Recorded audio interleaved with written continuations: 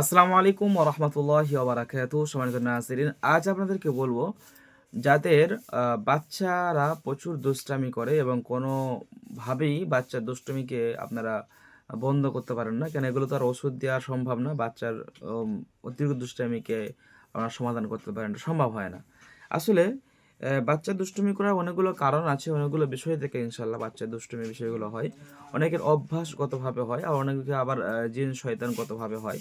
তো আজকের ইনশাআল্লাহ আপনাদেরকে যে একটা আমল আপনাদেরকে দেব, এই আমলটি করার ফলে দেখবেন আপনার বাচ্চা আস্তে, আস্তে দুষ্টুমি ইনশাআল্লাহ ছেড়ে দেবে, শান্ত হয়ে যাবে।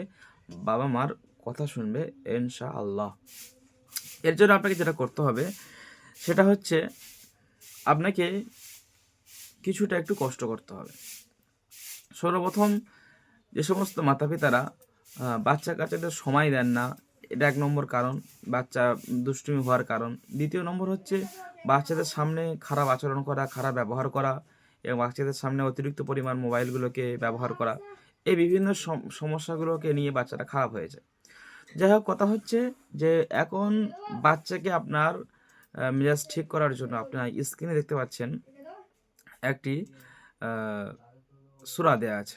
একটি পবিত্র কালাম শরীফের সূরা দেয়া আছে। সূরাটির নাম হলো সূরাতুল ফালাক। এরপর দেখুন সূরাতুন নাস। সূরাতুন নাস দেয়া আছে। সূরাতুল ফালাক এবং সূরাতুন নাস এটা আপনি আ প্রতিদিন ৭ বার করে পড়বেন এবং বাচ্চার মাথায় আপনি ফু দেবেন। প্রতিদিন সকালে ৭ বার, সন্ধ্যায় ৭ বার পড়ে ফু দেবেন। এরপরে তদবির দেব ইনশাআল্লাহ। এই আমলটি আপনি করলেন, এটা ১ নম্বর আমল। ২য় নম্বর হচ্ছে স্ক্রিনের মধ্যে দেখতে পাচ্ছেন একটা তাওয়িজ আছে। এটা আপনি সুন্দর করে অবশ্যই কেশর, কালি, জাফরান যেগুলো হয়, কেশর, কালি, জাফরান দিয়ে অবশ্যই লিখবেন।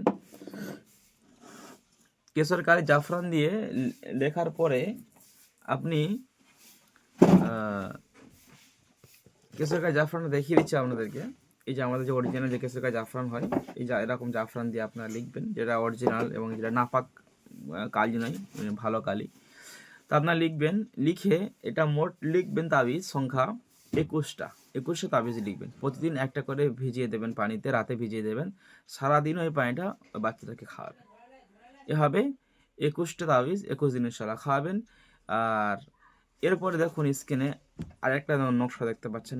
দেখুন লেখা আছে হা বা হাব হাব হাব, দেখুন লেখা আছে।